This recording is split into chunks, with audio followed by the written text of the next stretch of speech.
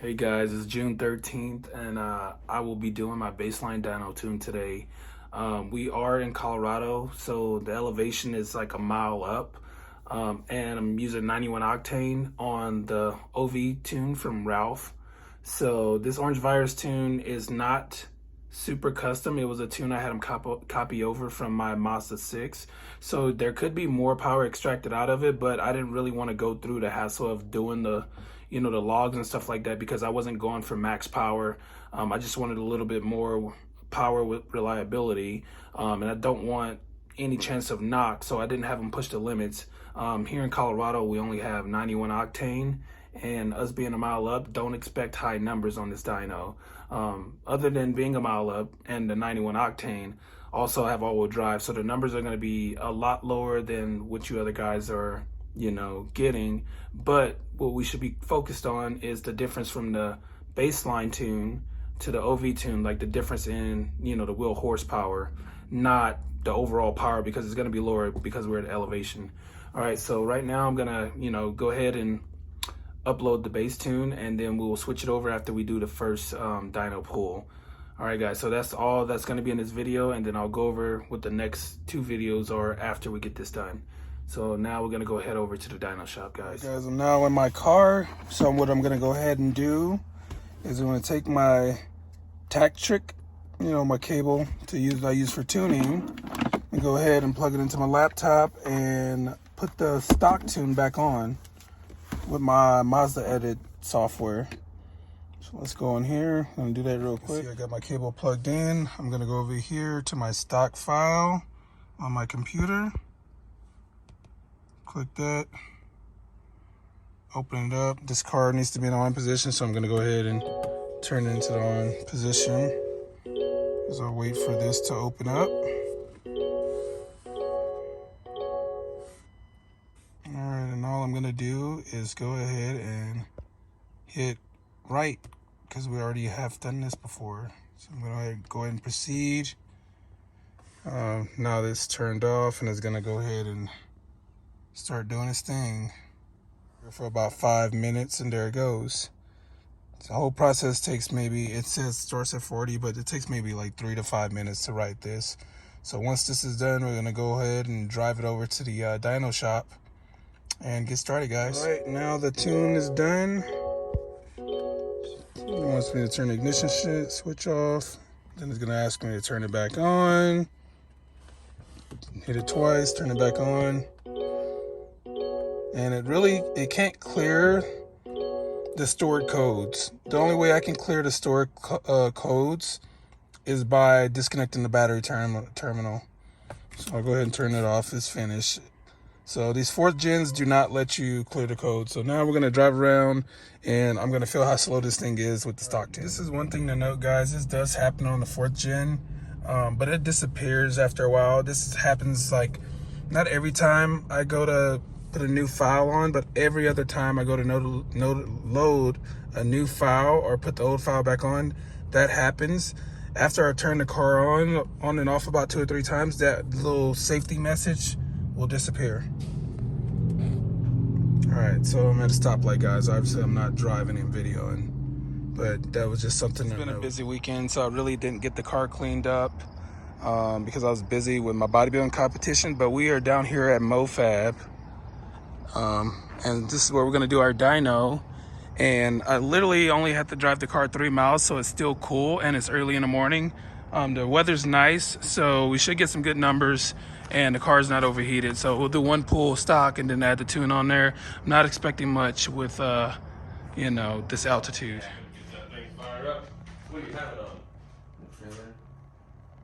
You see, this shop mainly does a lot of Subarus, all these all-wheel drive cars, because they have the all-wheel drive dyno. So they already did the runs. You can stay back there and video a couple of okay. Yeah, so that's what I knew it was going to be right around there. Yeah. 154. It's actually pretty good power. Yeah, that's for a baseline. So now we'll just go ahead and put it on there. It's only going to take like 2 minutes. Yeah, do whatever you have to do. Okay, cool. Just did the baseline runs. Now I'm going to go ahead and put on the OV, the Orange Virus tune, and we'll see what happens. I'm hoping for like 5 horsepower at elevation. yeah. You know, like on the stock, you know, Yeah. nothing's really done to it except I cut out the secondary cat, and Yeah. that's it, pretty much. Oh, I mean, hey, you can pick up. So yeah, if we hit 160, we'll be good, and then I'll put the supercharger on there this weekend, and then we'll come back and see what it pulls. That's awesome. All right.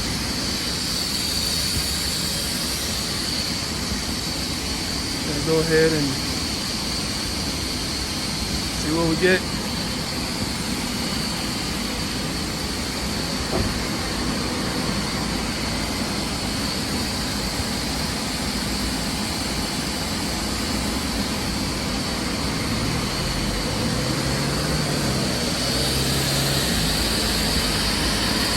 Oh, only the front wheels are.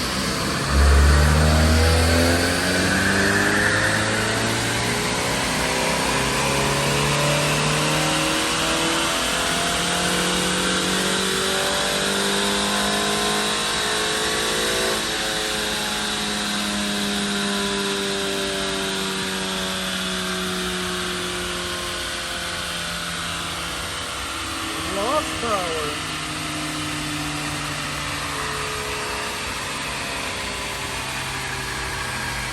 Well, I guess I actually lost power, guys, on this pool.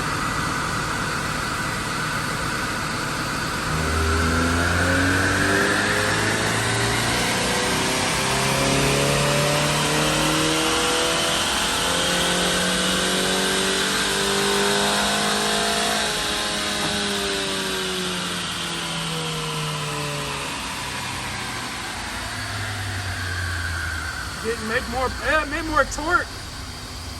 You know, it made more torque, but the power went down. So it's weird. More torque, but less power. So we're getting more torque right now, but I just flashed it versus I was driving it around on the stock tune. So he's gonna run it a couple more times to see if it is gonna adapt.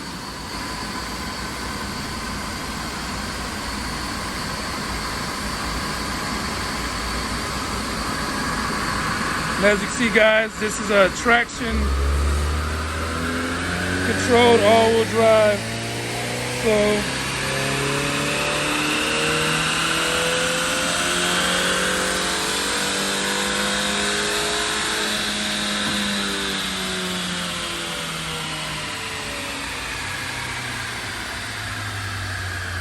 still not as high as the first one, but more torque, so that's consistent that we picked up torque.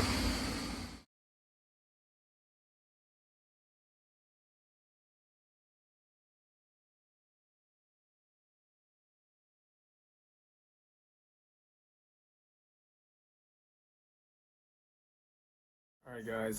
So it's actually Friday, and I was supposed to post this video on Monday, but I wanted to give you a quick recap of what happened.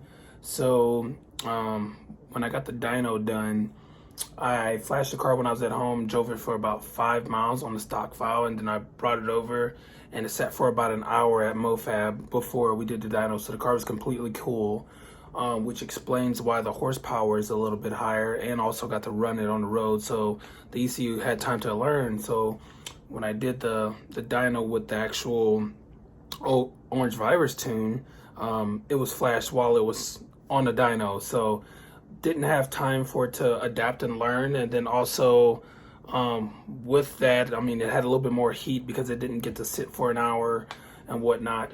But what I did notice was that 7 horsepower or 7 foot-pounds of torque increase between 2,500 and 3,500, which is pretty nice because that's the the RPM range that you use for normal daily driving. So that's probably why a lot of people notice a power increases, because that foot-pound of torque that we gained was in the driving range that most people drive in when they're in the city.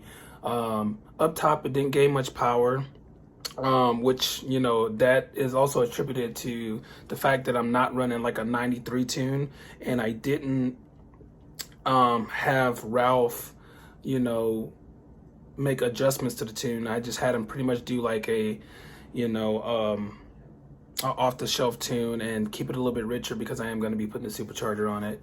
So guys, yeah, I don't know if you saw, but the car, because it's almost like a haul deck system, it ran with just the front wheels. So I mean, the low horsepower that we are noticing is because I'm at 5,900 feet elevation. So the next video I'm gonna do is gonna be the installation video. But before that, I am gonna do all the little maintenance items. I'm not gonna record all those. I'm just gonna send you a link to all those videos below, because I'm gonna change the spark plugs, do the transfer case and the rear differential, but there's already videos and all this stuff, so I'm just going to send you a link to it so I don't have to do it. But the supercharger installation, that will be all recorded. So that's what will be at the bottom of this video, just the maintenance items that I'm going to be doing on this upcoming week. So supercharger will be in next week, guys, and I will have that video up for you, and we'll go back to the dyno and find how much more power it made. So that's all for now, guys. Thank you.